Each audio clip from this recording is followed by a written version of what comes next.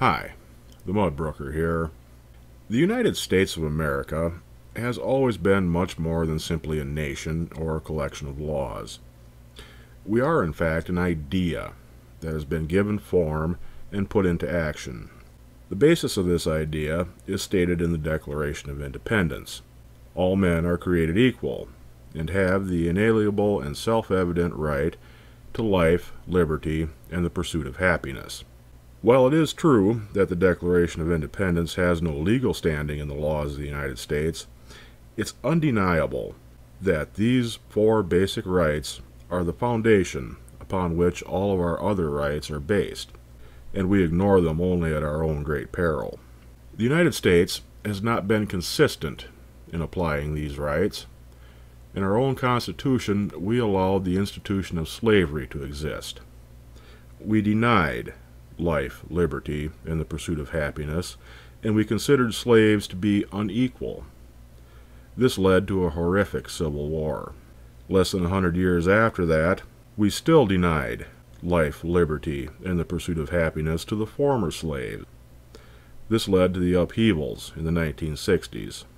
And here, in the first couple of years of the second decade of the 21st century, we are ignoring these principles once again. In January of 1944, the United States was deeply involved in the Second World War. Although the tide had begun to turn in our favor, the outcome of the war was by no means certain.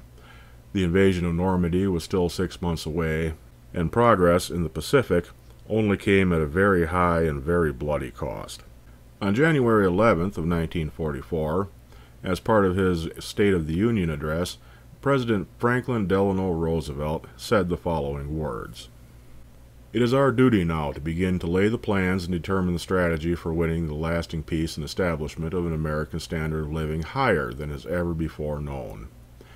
We cannot be content, no matter how high the general standard of living may be, if some fraction of our people, whether 1/3 or 1/5 or 1/10, is ill-fed, ill-clothed, ill-housed, and insecure. This republic had its beginning and grew to its present strength under the protection of certain inalienable political rights, among them the right of free speech, free press, free worship, trial by jury, freedom from unreasonable searches and seizures. They were our rights to life and liberty. As our nation has grown in size and stature, however, as our industrial economy expanded, these political rights proved inadequate to assure us equality in the pursuit of happiness. We have come to a clear realization of the fact that true individual freedom cannot exist without economic security and independence. Necessitous men are not free men. People who are hungry and out of a job are the stuff of which dictatorships are made. In our day, these economic truths have become accepted as self-evident. We have accepted, so to speak, a second Bill of Rights, under which a new basis of security and prosperity can be established for all, regardless of station, race, or creed. Among these are the right to a useful and remunerative job in the industries or shops or farms or mines of this nation, the right to earn enough to provide adequate food and clothing and recreation, the right of every farmer to raise and sell his products at a return which will give him and his family a decent living, the right of every businessman, large and small, to trade in an atmosphere of freedom from unfair competition and domination by monopolies at home or abroad, the right of every family to a decent home, the right of adequate medical care and the opportunity to achieve and enjoy good health, the right of adequate protection from the economic fears of old age, sickness, accident, and unemployment, the right to a good education. All of these rights spell security. And after this war is won, we must be prepared to move forward in the implementation of these rights to new goals of human happiness and well-being.